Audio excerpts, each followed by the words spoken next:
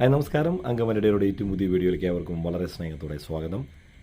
അങ്ങനെ നമ്മുടെ ലോക ചന്ദ്ര ചാപ്റ്റർ 1 അങ്ങനെ നമ്മുടെ മലയാള സിനിമയുടെ കാലത്തെ വലിയ വിജയ ചിത്രമായി മാറിക്കഴിഞ്ഞു. ഇൻഡസ്ട്രി ഹിറ്റാണ്.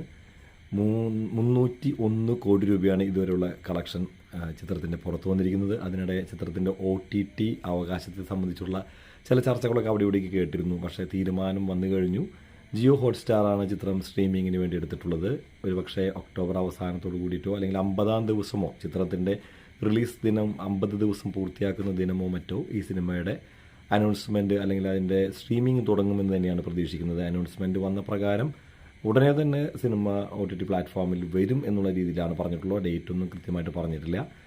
വേഫർ ഫിലിംസും അതുപോലെ തന്നെ ജിയോ ഹോട്ട്സ്റ്റാറും ഔദ്യോഗികമായിട്ട് തന്നെ കുറച്ച് സമയം മുമ്പ് ഏകദേശം ഒരു 3-4 മണിക്കൂർ മുമ്പ് ഈ ചിത്രത്തിൻ്റെ ഒരു ഔദ്യോഗികമായിട്ടുള്ള ഒരു പോസ്റ്റർ പുറത്തുവിട്ടിട്ടുണ്ട്. ജിയോ ഹോട്ട്സ്റ്റാറിൻ്റെ ഔദ്യോഗികമായിട്ടുള്ള പേജിലും അതുപോലെ വേഫറിൻ്റെ ഔദ്യോഗികമായിട്ടുള്ള പേജിലും ഈ ഒരു കാര്യം നമുക്ക് കാണാൻ സാധിക്കും. ഔദ്യോഗികമായിട്ടുള്ള കാര്യമായതുകൊണ്ട് തന്നെ നമുക്ക് ഇതിനെക്കുറിച്ച് കൂടുതലൊന്നും വിലയിരുത്തേണ്ടതില്ല. വ്യക്തമായിട്ടും പറയുകയാണ്, സിനിമ OTTയിലേക്ക് കൊടുത്തു കഴിഞ്ഞു. 301 കോടി എന്നുള്ളത് ഒരു വർഷം 305 കോടി രൂപ വരെ ചിത്രത്തിന് നേടാനുള്ള സാധ്യതകളാണ് കണക്ക് കൂട്ടുന്നത്. ഇനി ചിത്രത്തിനെ കുറിച്ച് കൂടുതലൊന്നും പറയേണ്ടതില്ല, നമുക്ക് എല്ലാവർക്കും അറിയുന്ന കാര്യമാണ്. OTTയിൽ സിനിമ വരുമ്പോൾ അത് കൂടുതൽ ജനങ്ങളിലേക്ക് എത്തുകയും വലിയ രീതിയിൽ തന്നെ ലോകമാസകലം സിനിമയെക്കുറിച്ചുള്ള ചർച്ചകൾ വരികയും ചെയ്യും. ആ കാര്യത്തിൽ യാതൊരു തർക്കവും സംശയമൊന്നുമില്ല. ചിത്രത്തിൻ്റെ 2ാം ഭാഗത്തിൻ്റെ പണി ആരംഭിച്ചിട്ടുണ്ട്. ഏകദേശം അതിൻ്റെ പേപ്പർ വർക്കുകളൊക്കെ കഴിഞ്ഞു എന്നാണ് അറിയുന്നത്.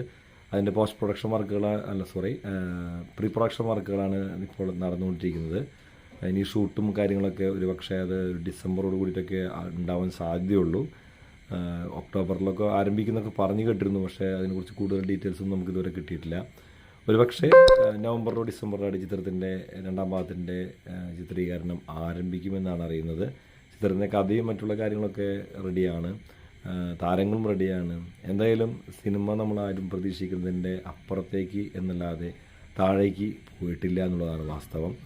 ലോക 2 തവണ സിനിമ തിയേറ്ററിൽ പോയി കാണാനുള്ള അവസരം ലഭിച്ചു. ആദ്യ തവണ കാണുന്ന പോലത്തെ ഒരു അനുഭവമായിരുന്നില്ല 2ാം തവണ കണ്ടപ്പോൾ. കാരണം ചില കാര്യങ്ങൾ നമുക്ക് ആദ്യം കാണുമ്പോൾ മിസ്സിങ് ആയിരുന്നെങ്കിൽ രണ്ടാമത് കാണുമ്പോൾ ആ മിസ്സിങ്ങുകൾ എന്തൊക്കെയാണ് നമുക്ക് മനസ്സിലാക്കാൻ സാധിച്ചിരുന്നു.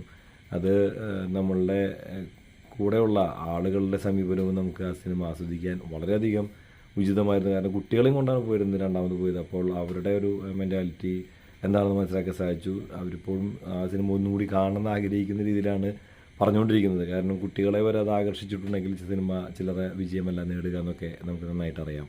കാത്തിരിക്കുകയാണ്.